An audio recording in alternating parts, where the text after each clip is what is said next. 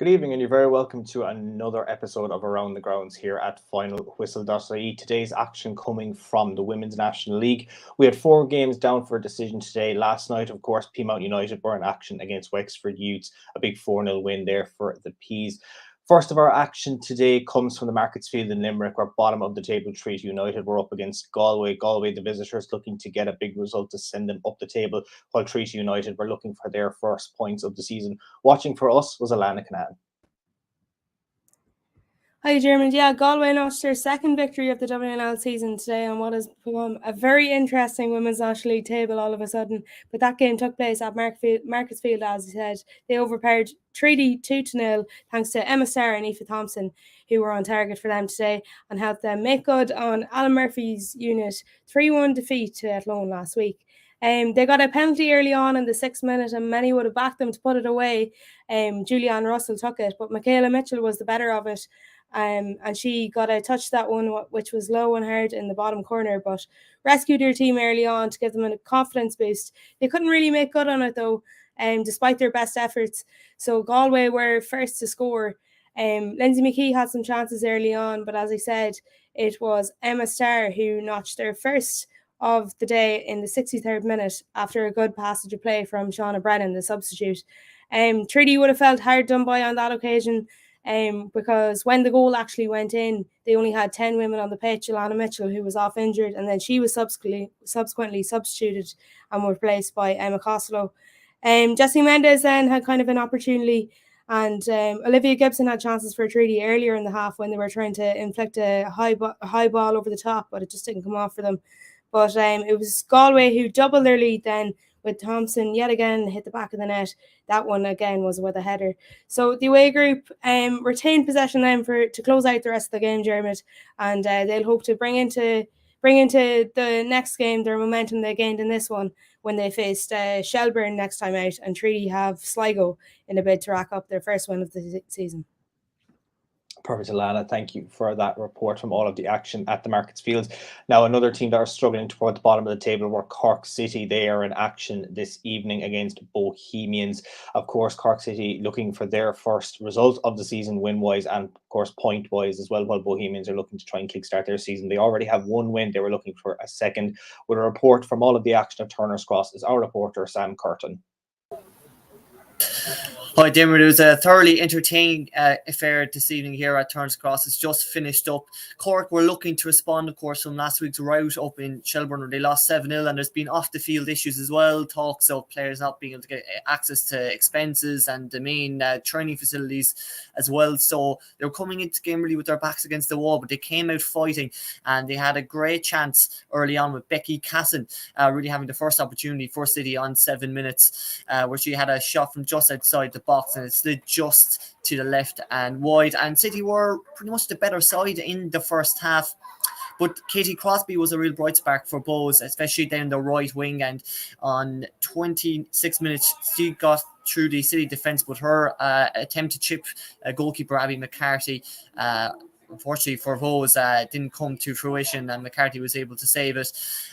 City then again really got on the front foot again. Aoibhinn Donnelly, very, very good, has had a really good start to the season for City, and she caused havoc down the left hand side.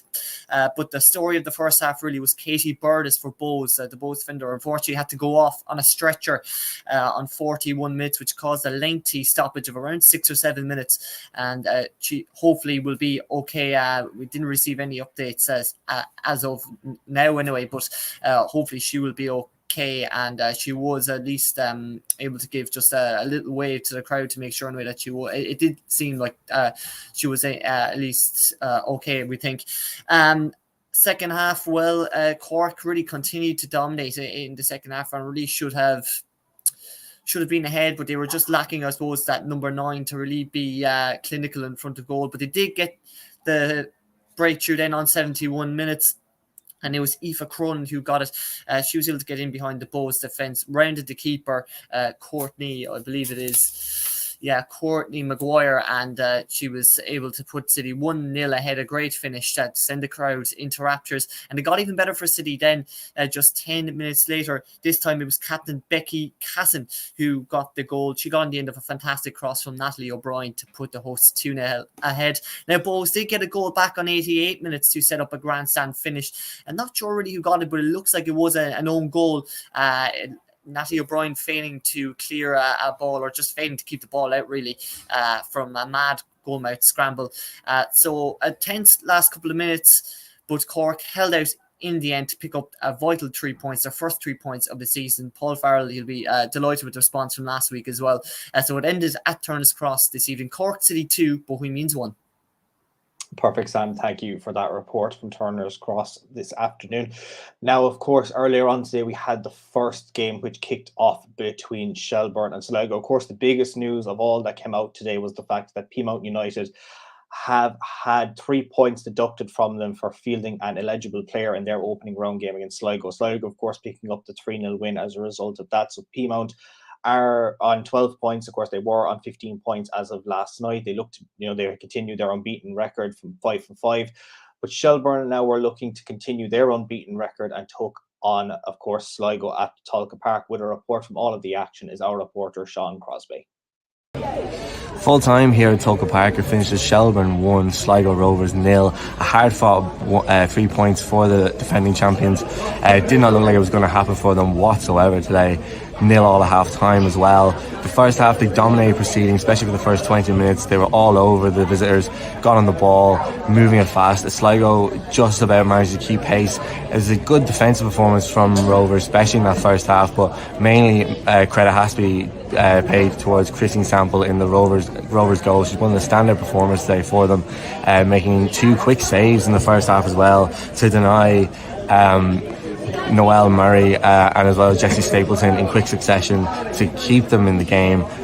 Rovers didn't really threaten Shelbourne too much. Once or twice towards the end, the 2 Dohertys, Emma Fiona, linking up well to create chances getting behind, but they really didn't create much. Shelbourne disappointed going at half time, scoreless, not converting any of their chances. In the second half they kept up the same pace. The intensity got even quicker.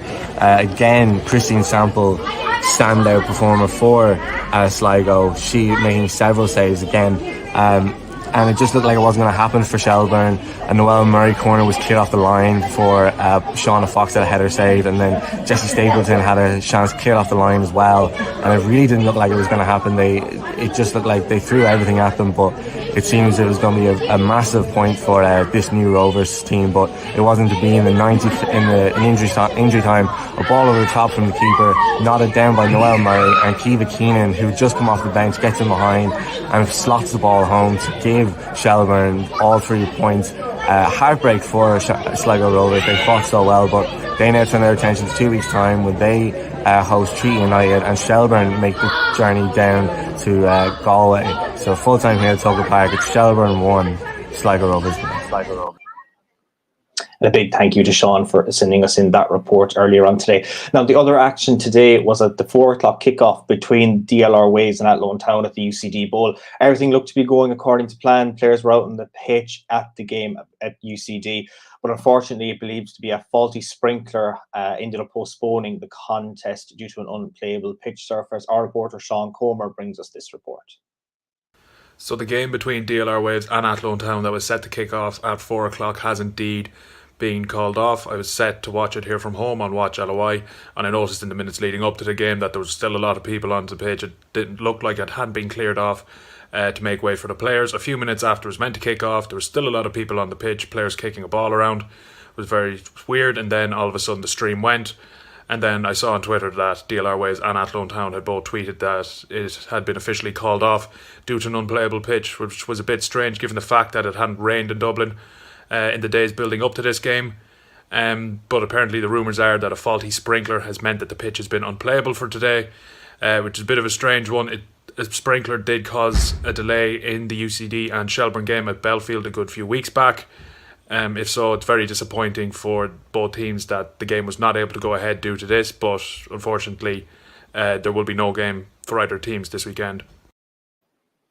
And a big thank you to Sean for getting us that report report, regardless of the fixture going ahead or not. Now we'll just take a quick brief look through the results. Of course, last night Peamount were 4-0 winners over Wexford, a result that had them at 15 points at the top of the table, as I mentioned earlier, but of course due to their points deduction earlier on today, that sees them in second on 12.